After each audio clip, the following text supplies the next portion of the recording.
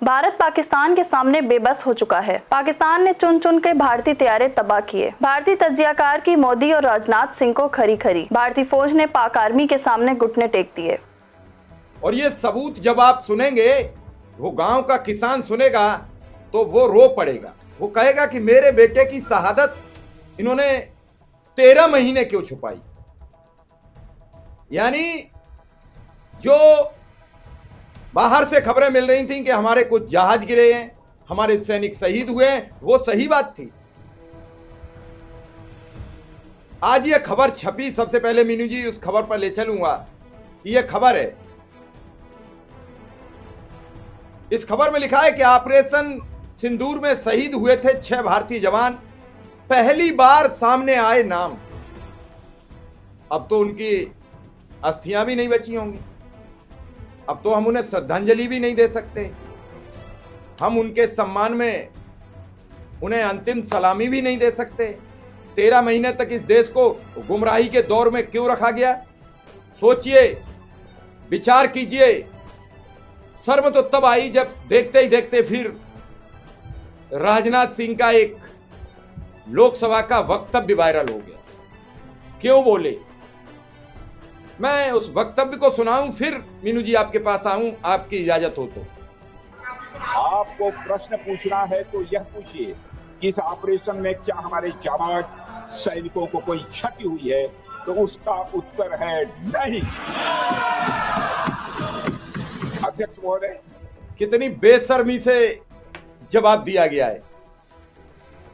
सोचिए उनकी मां पर क्या गुजरी होगी जब यह बयान दिया गया।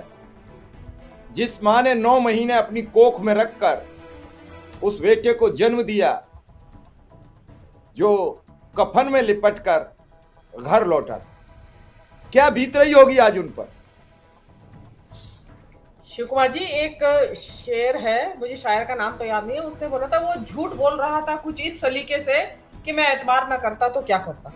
जिस कॉन्फिडेंस के साथ और जिस बेशर्मी के साथ रक्षा मंत्री राजनाथ सिंह झूठ बोल रहे हैं, एक के बाद एक झूठ बोल रहे हैं। अभी तो पहले हम शहादत पे ही टिकेंगे जवानों की, क्योंकि हमारे लिए जहाजों के गिरने के बजाय जवानों की शहादत का मुद्दा बड़ा है, जिसे कि छुपा लिया गया। मतलब 13 महीने तक इस देश की जनता को मैं रोकूंगा आपको। वो कोई राजनीतिक मंच पर नहीं बोल रहे थे, वहां बोल रहे थे जहां संवैधानिक बातें होती हैं। वो वहां जवाब दे रहे थे जहां का सच हम सब स्वीकार करते हैं। तो इतना बड़ा झूठ वो कैसे बोल पा रहे थे? और बगल में बैठे गृह मंत्री की मुस्कुराहट आपने देख ली होगी, बेजे बराबर थपथपा रहे थे। क्या इसका मतलब पूरी सरकार झूठ पर चल रही है?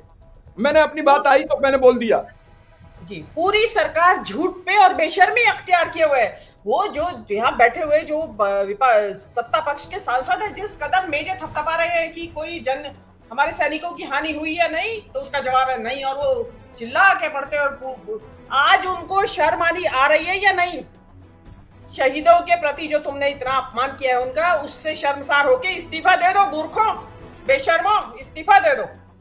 शर्म आनी चाहिए। उनकी शहादत का इतना बड़ा अपमान, ये वो सरकार है जो विपक्ष को कहती है कि तुम सेना का अपमान करते हो, तुम्हें सम्मान करना नहीं आता। हम हैं सेना का सम्मान करने वाले। तो ऐसे सम्मान करने वाले कि जिन्होंने 13 महीने तक देश को मतलब इस उससे गौरव से वंचित रखा कि हमारे शहीद जवान शहीद हुए हैं बॉर्डर पे हमारी रक्षा में। जिस वक्त हम टीवी पे बैठे हुए उसका लाइव टेलीकास्ट देख रहे थे, उस टाइम इन 6 ने शहादत दी है।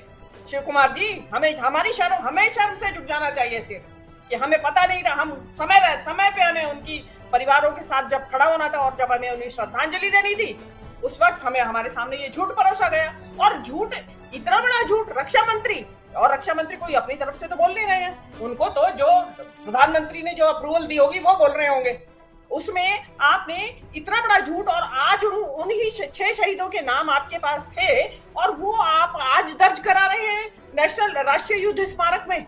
आप दर्ज करा रहे हैं, और ये तो आप जैसे सोशल मीडिया के कुछ चैनल्स हैं जो इस खबर को निकाल लाए हैं और इसको शाया कर दिया है। मतलब अब जनता सोचे ये कि अब अंदाजा लगाइए राम मंदिर के चढ़ावा घोटाले में क्या क्या झूठ बोला जा रहा है। और आप अंदाजा लगाइए कि 2002 में जो गोधरा एक्सप्रेस को जो जलाया गया था डिब्बे, उसकी सच्चाई क्या होगी। आज अंदाजा लगाइए आप किस तरीके से झूठ बोलने में माहिर है ये सरकार कि हर बात पे झूठ। मतलब इसी मुद्दे पे राहुल गांधी ने सवाल पूछा था कि भाई हमारा क्या नुकसान हुआ, ये भी तो बताइए देश को। जो कि हमेशा से रवायत रही है कि जब भी ऐसे युद्ध हुए हैं, शाम को ब्रीफिंग होती थी, ऑफिसर्स, पुलिस के, वो सेना के जो टॉप ऑफिसर्स थे, वो बयान देते थे, वो बताते थे कि भाई हमारे ये नुकसान हमने पहुंचाया है दुश्मन को और हमें ये नुकसान हुआ है। लेकिन ये सरकार इस तरीके के झूठे, मतलब पाखंड में झूठा अभिमान, फॉल्स प्राइड, झूठा घमंड, झूठा अहंकार कि हमें तो कुछ हुआ ही नहीं, हम ही ने नुकसान पहुंचाया। और जिसने नुकसान पहुंचाया वो सबको पता है। आपने आनंद फानंद में जो सीज फायर किया, ये खबर है कि जिस दिन इन्होंने पहला अटैक किया 6 तारीख की और 7 तारीख की दरमियानी रात को, उस दिन बहुत भारी नुकसान पहुंचा और उसी दिन हमारे जहाज गिरे थे, क्योंकि उन्होंने जो हमारे रफाल थे उनका सिग्नल जाम कर दिया था। पाकिस्तान जो है चाइनीज टेक्नोलॉजी, चाइना से सैटेलाइट से उनको लाइव लोकेशन मिल रही थी और उनको लाइव टेक्नोलॉजी सपोर्ट मिल रहा था। हमारे जो जहाज थे उनको उड़ने ही नहीं दिया गया, वो जाम हो गए, सिग्नल जाम हो गए उनके। और उन्होंने जाम सिग्नल होने पे पायलट कंफ्यूज हो गए और वो कहीं के कहीं उड़े और पाकिस्तान को मौका मिला। और उसके बाद आपको ध्यान होगा दर्शकों को कि 2 दिन ये जो हमारे जो सीडीएस है, उन्होंने सिंगापुर में ये एडमिट किया कि हमने 2 दिन के लिए ऑपरेशन रोका। सिंगापुर में एडमिट कर रहे हैं हमारे सीडीएस चौहान साहब, वो कह रहे हैं कि 7 तारीख के बाद हमने ऑपरेशन रोका। आप सीज फायर करने क्यों गए? आप उस टाइम लाते आप पीओके वापस, वो मौका था आपका, आप कर लेते लाहौर पे कब्जा, आप कर लेते कराची पे कब्जा। लेकिन क्योंकि आपने 2 दिन ऑपरेशन रोका, और शिव कुमार जी झूठ कितना बोला जा रहा था, जिन 2 दिनों में ऑपरेशन रोका गया कोई हमारी तरफ से कोई अटैक नहीं था। उन 2 दिनों में भी लगातार जो सेना के ऑफिसर हैं वो प्रेस को ब्रीफिंग दे रहे थे कि आज ये हुआ, आज ये हुआ, आज ये हुआ। जबकि कुछ 2 दिन जो युद्ध रोका गया बीच में 7 से और 9 तारीख के बीच में, उस दौरान में युद्ध हो नहीं रहा था और सेना जो है हमें ब्रीफिंग दे रही थी, वो भी झूठ था शिव कुमार जी, वो भी झूठ था। और मैं इससे आगे का झूठ एक और बताती हूँ, एक वो तो बहुत ही बड़ा झूठ है। उस समय में कांग्रेस की एक स्पोक्स पर्सन मैम मेरे सामने ये 6 शहीद हैं, मैं इन्हें अपनी श्रद्धांजलि अर्पित करता हूँ, आपकी ओर से करता हूँ, प्रणाम करता हूँ इन्हें। ये भी किसी के लाडले थे, ये भी किसी के सुहाग थे, ये भी किसी के बाप थे। उन सब पर क्या बीती होगी जब आज ये सब बातें सुनी होंगी। हालांकि उन्हें सूचना तो तभी मिली होगी, लेकिन उन्हें मन महसूस कर रह गए होंगे कि सरकार हमारे नाम भी सार्वजनिक नहीं कर पाई। क्या फ़ायदा मिला इस देश में? हमने अपने प्राणों की आहुति दी और इस देश ने हमें 13 महीने गुमनामी में रखा। क्या सोच रही होंगी इनकी आत्माएं? मैम मेरा आपसे एक बड़ा सवाल यह है, इतना बड़ा झूठ संसद में बोलकर राजनाथ की जैसे ही कल खबर आई और मोदी जी विदेश चले गए। जब कोई समस्या आती है, पहले राम मंदिर का मुद्दा आया तो मोदी जी विदेश चले गए। क्या देश की समस्याओं का सामना करने से इतना भयभीत है प्रधानमंत्री? समस्याओं का उनके पास हल नहीं है, उनके पास केवल एक समस्या का हल है, हिंदू मुसलमान की समस्या का, वो बखूबी निभा रहे हैं। उसके अलावा उनके पास किसी समस्या का हल नहीं है। उनसे समस्या क्रिएट करवा लो। उन्होंने जो ये क्रिएट करी है, ये उन्हीं की क्रिएट करी हुई है। अरे कश्मीर में जब चप्पे चप्पे के ऊपर फौज तैनात है, वहाँ हिम्मत कैसे हुई पाकिस्तान के सो कॉल्ड अटैक की कि वो आके और आपके यहाँ अटैक कर जाए? मेरा तो एक सवाल और भी है शिव कुमार जी, जिस वक्त इनकी शहादत हुई जवानों की, इनके परिवारों को क्या कह के चुप कराया गया होगा? क्या धमकियां दी होंगी उनको? ये खबरदार जो जवान निकाली मुंह से। और अंदाजा लगाइए उनके घर में तिरंगे में लिपटे शव पहुंच रहे हैं। मेरा तो ये कहना है कि गांवों में भी तो पहुंचे होंगे शव, या गांव में आने ही नहीं दिए शवों को। मुझे तो ऐसा लगता है कि परिवारों को वहीं सेना के मुख्यालय पे बुला के कहा गया कि आ जाइए, यहीं होगा दाह संस्कार आपका, इनका जवानों का जो भी अंतिम संस्कार होगा। क्योंकि गांव में अगर शव पहुंचते तो जरूर बात निकलती। आज हर एक के हाथ में फोन है, वो गांवों में भी शवों को, मेरा मानना ऐसा है कि उन शवों को, शहीदों के शवों को गांवों में भी नहीं पहुंचने दिया गया। और ये इससे बड़ा खिलवाड़ शहीद की आत्मा के साथ, शहीद के परिवारों के जो दुख है उसका इससे बड़ा अपमान, उनकी शहादत का इससे बड़ा अपमान कोई नहीं हो सकता। एक और अपमान मैं आपके नजर में लाना चाहती हूँ। कांग्रेस की एक स्पोक्स पर्सन है, विंग कमांडर अनुमा आचार्य, जिस दौरान ये सिंदूर खत्म हो चुका था और एनालिसिस चल रहा था, तो उन्होंने डरते डरते बगैर नाम लिए एक वाकया सुनाया। उन्होंने कहा कि हमारे परिचितों में एक पायलट थे आर्मी में, सॉरी वायुसेना में, बोले उनके यहाँ से उन पायलट की 13वीं की चिट्ठी हमारे घर आई। तो हमने पूछा कि ये 13वीं कब हो गई उनकी, कब हुई मृत्यु? तो उन्होंने कहा कि ये उनकी मृत्यु एक हवाई सड़क दुर्घटना में हो गई। बोले हम समझ गए, उससे आगे सवाल पूछना हमने मुनासिब नहीं समझा। आप ये देखिए कि इवन जो अभी तो पायलटों की भी आएगी लिस्ट, मैं आपको, और क्यों आएगी लिस्ट, जब ये ऑपरेशन सिंदूर होके 10 तारीख के बाद एक पाकिस्तानी जर्नलिस्ट ने अपना यूट्यूब पे व्लॉग डाला, और जिसको चाहिए मैं उसको भेज दूंगी, उसने बाकायदा 5 पायलट्स के नाम लिए, फाइटर जेट में जो पायलट उड़ा रहे थे, उन पायलट्स के 5 पायलट्स के नाम लिए, उनका सर्विस नंबर बताया, उनका ओहदा बताया कि किस ओहदे पे वो थे। वो क्योंकि वो जहाज उड़ा रहे थे, जो ये वही जहाज थे जो कि जिनको की नुकसान पहुंचा था। उन्हीं के घायल पायलट अस्पतालों में दाखिल थे, और वो जर्नलिस्ट बाकायदा आर्मी के जो अस्पताल थे उनके बारे में डिटेल दी, उन्होंने नाम दिए कि कौन सा पायलट किस अस्पताल में दाखिल है।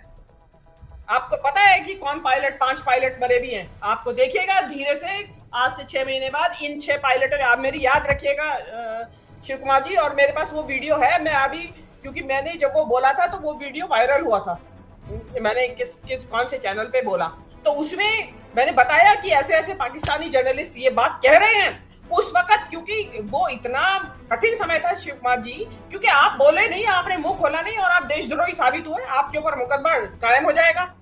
आज जो इन 6 परिवारों का आया, इन परिवारों के दुख को कौन इनकी दुख को जो कौन साझा करेगा? और क्या आपने जो शहादत का अपमान किया है, आपको तो शर्म से डूब मरना चाहिए, सरकार को इस्तीफा दे देना चाहिए। और मेरे को तो समझ में नहीं आ रहा है पब्लिक को इन झूठे, बेशर्मों, कपटी, धूर्तों के ऊपर विश्वास क्यों है। इतना बड़ा झूठ आज तक नहीं बोला गया शिव कुमार जी, कि शहादत को ही छुपा गए। हर एक देश में, हर कंट्री में जहां भी इस तरह के नुकसान होते हैं, इवन जो पाकिस्तान है, उन्होंने अगले ही दिन, जब ये ऑपरेशन सिंदूर का पहला दिन था और हमारे जहाजों को नुकसान पहुंचा था जिस टाइम, उस टाइम उन्होंने अगले ही दिन उनके जो वो थे, कर्नल थे या उस रैंक के कोई, औरंगजेब थे उनका नाम ऑफिसर का, उन्होंने बाकायदा इंटरनेशनल प्रेस को बुला के उन्होंने बाकायदा ब्रीफिंग दी, अपना नुकसान बताया, और ये बताया कि हमने क्या क्या नुकसान इंडिया को पहुंचाया। हमारी तरफ से ऐसी ब्रीफिंग नहीं थी, और जो ब्रीफिंग हो रही थी वो सरासर झूठ था शिव कुमार जी, झूठ था। 2 दिन जब आपने ऑपरेशन रोक के रखा, तो वो आपका 2 दिन क्या कर रहे थे आप? इट मीन्स वही वो समय था जो हवाई जहाज गिरे थे। आपको जिस दिन हवाई जहाज गिरे, उसके अगले ही दिन एक क्लैश रिपोर्ट करके एक एक्स पे एक साइट है, क्लैश रिपोर्ट, उसमें आया कि भटिंडा में एक रफाल गिरा है, और ये उसका नंबर है, उसका पंख जो गिरा था उस पे नंबर रहता है, वो आया। और इंटरनेशनल प्रेस में रिपोर्ट आई, कहीं 4 बताया, कहीं 6 बताया। और जो आपके ट्रम्प हैं अमेरिका के प्रेसिडेंट, वो तो बार बार कहते रहे कि नुकसान पहुंचा है, रफाल गिरे हैं, और इंटरनेशनल प्रेस में आया कि रफाल गिरे हैं। और उनके गिरने का कारण था क्योंकि इंडिया के पास उन रफाल का सिक्योरिटी कोड नहीं था। अगर सिक्योरिटी कोड होता तो उसमें अपने जरूरत के मुताबिक उसमें बदलाव कर सकते थे, तो क्योंकि सिक्योरिटी कोड था नहीं तो उसमें बदलाव नहीं कर पाए, और वो जिस हालत में थे उसी हालत में उड़ाए। अब इसमें एक और सवाल उठता है शिव कुमार जी, जो रफाल फेल हो गए, जिनको जाम कर दिया चाइनीज टेक्नोलॉजी ने, वो रफाल जो हैं, आपने दोबारा और खरीदने का ऑर्डर दे दिया उनका, किस लालच में? आप देखेंगे कि मैक्रॉन जो है अननेसेसरी मोदी की चापलूसी करते रहते हैं। वो इसलिए करते हैं कि वो अपना कबाड़ बेच रहे हैं, वो 5th जनरेशन का कबाड़ आपको बेच रहे हैं, जबकि आप 5.5 जनरेशन के नए हवाई जहाज, जो लड़ाकू जहाज देश में आ गए, दुनिया में आ गए हैं। अब ये जो अनुमा आचार्य बता रही है, मैं तो उस दिन का इंतजार कर रही हूँ। और वो अमित शाह जी जो बैठे हंस रहे हैं, इन्होंने तो ये कहा था कि भाई हमारे तो इस लड़ाई में कोई पूछे हमें क्या नुकसान हुआ, हमारी तो एक खिड़की भी नहीं टूटी है, उन्होंने ये कहा था। और जबकि आपको ध्यान होगा कि राहुल गांधी जम्मू कश्मीर में बॉर्डर एरिया पे गए थे, जहां पे पाकिस्तान की जो बमबारी थी उससे जिन घरों को नुकसान पहुंचा था, या कुछ लोग मारे गए थे, आपको ध्यान होगा स्कूल के बच्चे भी मारे गए थे उसमें। 2 भाई बहन का बड़ा चर्चा हुई थी कि वो मारे गए हैं। तो वो सब चीजें आप मतलब ये किस तरीके की झूठी बहादुरी। अरे भाई जब युद्ध लड़ रहे हो और इस युद्ध में आपको कितना नुकसान हुआ होगा शिव कुमार जी, ये इस बात से जाहिर होता है कि आज जो है पाकिस्तान जो है इस युद्ध को लड़ने के बाद दुनिया का सरताज बना हुआ है, सबका लाडला बना हुआ है पाकिस्तान, सऊदी अरब का लाडला बना हुआ है पाकिस्तान, अमेरिका का लाडला बना हुआ है पाकिस्तान, चीन का लाडला बना हुआ है। मतलब पाकिस्तान की जो कार्यकुशलता थी इस युद्ध में, उनकी जो समझदारी थी, उससे प्रभावित होकर सऊदी अरब ने अपनी सुरक्षा का जिम्मा पाकिस्तान को दे दिया। और आज अभी और बता रहे हैं कि और कंट्रीज भी उन्हीं को देने वाले हैं। तो आप तो फेल हुए, आपने देश को सच नहीं बताया। और जो मीडिया क्या मीनू जी ये मान लिया जाए कि लगातार मोदी फंसते जा रहे हैं, तो मोदी ऐसा कर रहे हैं कि राजनाथ का नाम प्रधानमंत्री पद के लिए ना चल पाए, ये साबित हो जाए? नहीं, बड़ी गंभीरता से टिप्पणी है कि अमित शाह का ही नाम रहे प्रधानमंत्री पद पर, योगी को राम मंदिर में फंसा दिया, चंदा चोरी सामने आ गई, राजनाथ को इतना बड़ा झूठ आज सामने आ गया, तो धीरे धीरे सबको खत्म किया जा रहा है। केवल अमित शाह बढ़िया आदमी है, यहाँ अमित शाह की कोई बुराई और मतलब उन पर आरोप नहीं लग रहा है। तो नाजरीन, ये थी आज की अहम खबर। अगर आप मजीद बाखबर रहना चाहते हैं तो हमारे चैनल को सब्सक्राइब करें। वॉइस ऑफ नेशन की वीडियोस देखने के लिए हमारा चैनल सब्सक्राइब कीजिए और बेल के आइकॉन पर क्लिक कीजिए ताकि आप हमारी तमाम आने वाली वीडियो से बाखबर रह सकें।